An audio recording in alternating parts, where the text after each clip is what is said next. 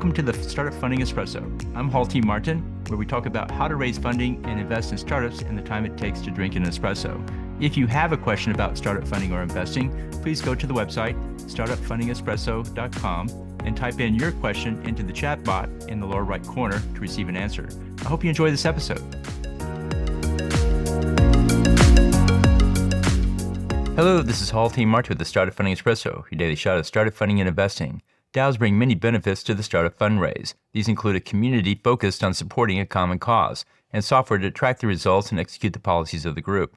Venture capital will find both aspects appealing for startup fundraising. Since the regulatory laws behind DAOs are not yet defined in the U.S., it's difficult to use a DAO directly for raising and deploying funds.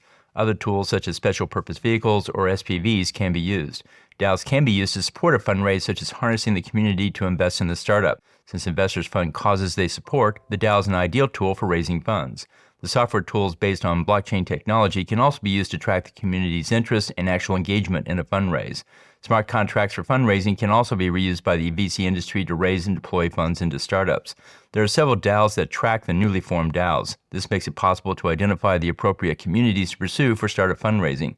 DAOs provide not only potential investors, but also software to track the community of investors and smart contracts to execute the fundraise. Thank you for joining us for the Startup Funding Espresso, where we help startups and investors connect for funding. Let's go start listening to today.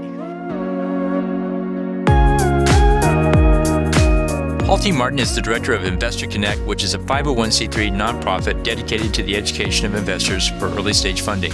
All opinions expressed by Hall and podcast guests are solely their own opinions and do not reflect the opinion of Investor Connect. This podcast is for informational purposes only and should not be relied upon as a basis for investment decisions.